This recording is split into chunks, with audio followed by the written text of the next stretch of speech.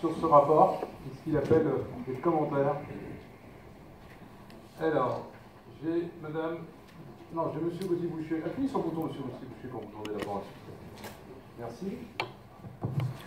Merci, Monsieur le Président.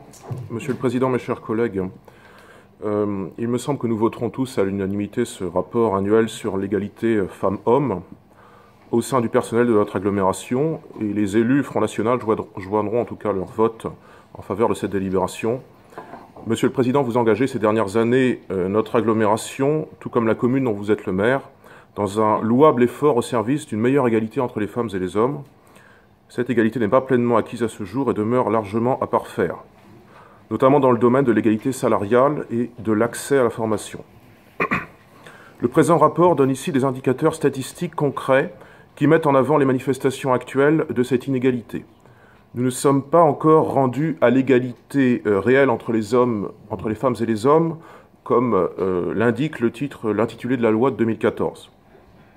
Et les conclusions synthétiques du rapport, selon des données de l'Institut national de la statistique et des études économiques, l'INSEE de 2013, permettent de tirer quelques enseignements logiques. Chacun constatera sans grande surprise sans doute, d'une part la surexposition des femmes au temps partiel et d'autre part la subsistance d'inégalités salariales, d'ailleurs supérieures semble-t-il à la moyenne nationale, en tout cas s'agissant des postes de commandement, des cadres. Dans le personnel de notre communauté d'agglomération, les inégalités de salaire et la précarité du travail féminin sont donc une réalité au moins aussi grande que dans le reste du pays. Et s'agissant des salaires, le différentiel entre les sexes semble même plus important chez les cadres. Ainsi, sans trop savoir au juste quels sont les leviers d'influence les leviers politiques dont vous disposez en qualité de président de la Carène, et peut-être que vous nous renseignerez dans votre réponse, nous vous appelons à poursuivre la stratégie volontariste de notre agglomération en termes de lutte contre les inégalités femmes-hommes.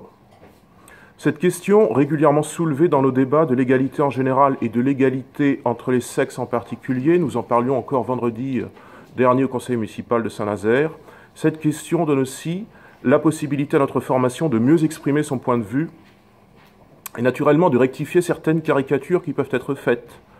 Parce que nous avons entendu vendredi dernier M. Bazin, Fabrice Bazin, conseiller municipal écologiste de Saint-Nazaire, tirant prétexte d'une intervention qui n'avait aucun rapport sur les phénomènes de radicalisation, il tirait prétexte de cela non pas pour exposer son opinion ou l'opinion de son parti, mais pour attaquer le FN dans de fallacieuses allégations, et qu'il me soit ainsi permis de rectifier ces caricatures au sujet de l'égalité entre les femmes et les hommes, telles que le conçoit le FN. Non, à l'inverse de ce qu'a dit la gauche vendredi, le FN n'est pas favorable à la suppression des subventions aux associations du planning familial, ainsi que nous l'avions indiqué au conseil municipal de Saint-Nazaire le 27 janvier dernier, procès verbal en faisant foi. Nous savons comme chacun l'importance des missions d'éducation affective et sexuelle assurées par le planning, notamment chez les catégories populaires, et ne regardons pas leur couleur politique. Je parle en l'espèce de leur rejet du FN, qui est ce qu'il est. Nous ne le regardons pas. Nous ne regardons pas cette couleur, pas plus que nous ne regardons la couleur des syndicats dont nous soutenons à Saint-Nazaire le subventionnement public. Non, à l'inverse de ce qui a été dit vendredi par la gauche, le FN n'est pas favorable à l'interdiction de l'avortement, mais à la liberté complète de l'avortement et de la contraception. Un certain nombre de déclarations publiques de Marine Le Pen ces 3 dernières années en tout cas, en faisant foi. Encore faut-il distinguer le fait de concevoir l'avortement comme une simple liberté en soi, ou comme une liberté fondamentale, c'est-à-dire une liberté inscrite dans la Constitution de la République française, ce qui n'est pas notre conception des choses, effectivement. Non, à l'inverse de ce qui a été dit vendredi par la gauche, le FN n'est pas favorable au maintien de la femme au foyer et subséquemment au salaire parental. L'essentiel de la politique familiale de Marine Le Pen ne réside pas dans cette prétendue mesure que vous estimez pouvoir trouver dans notre programme. Vendredi en conseil municipal. Mais j'en prends le droit, madame, si je suis attaqué. Bah oui, mais alors faites-le au conseil municipal de Saint-Nazaire, mais pas en conseil communautaire. Je l'ai fait, la parole m'a été coupée.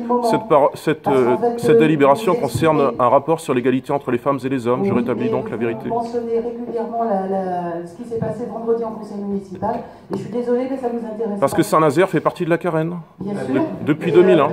Et je poursuis donc. L'essentiel de la politique familiale de Marine Le Pen ne réside pas dans cette prétendue mesure que vous fantasmez. En plus, c'est ballot, j'avais fini. Et donc, ces vérités étant rétablies, je vous confirme le soutien de nos élus au présent rapport. Monsieur le Président, mes chers collègues, je vous remercie. Il suffisait de patienter, madame. Ben si, soyez patiente.